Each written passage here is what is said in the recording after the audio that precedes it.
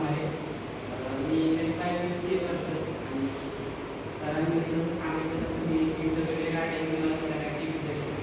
तर पहिल्यांदा केविन सरांच्या HRच्या टीममध्ये गेलं, मी ऐकलं मी एकदम कॉमन सेन्स गोष्ट आहे. मी ऐकलं मी बोलायचं आतमध्ये गेलं लगेच बसायचं नाही. जेव्हा HR बोलले आय एम सीट मग बसायचं.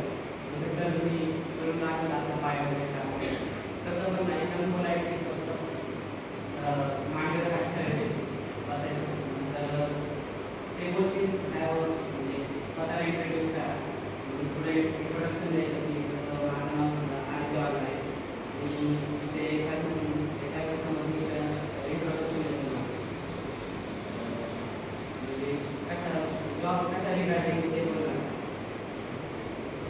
You can say your skills regarding the job, regarding job description. You have to put forward your skills regarding that particular job description. First, second, dressing decency, then language decency, maintaining politeness, maintaining discipline, maintaining the decorum of that particular job. These points are enough for today. Then if you want to say, you can say. समोरच्याला जे कोण जरी म्हणते की समोरच्याला आपल्याच करून बोलायचं.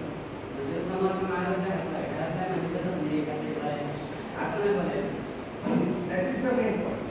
Language decency. बोलायचं maintaining the decorum.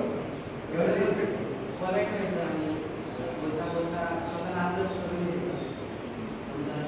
शुद्ध भाषा म्हणजे शब्द आपण शब्द उच्चारले पाहिजे.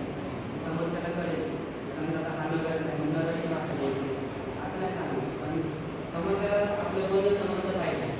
दुसरी गोष्ट आहे की आपला ड्रेसिंग सेन्स असा पाहिजे की आपण समजा स्लीपर घातली वरती फॉर्मलची पॅन्ट घातली असं नाही सांगणार. पूर्ण फॉर्मल लोक समजा व्हाईट शर्ट आहे ब्लॅक पॅन्ट आणि फॉर्मलची शूज.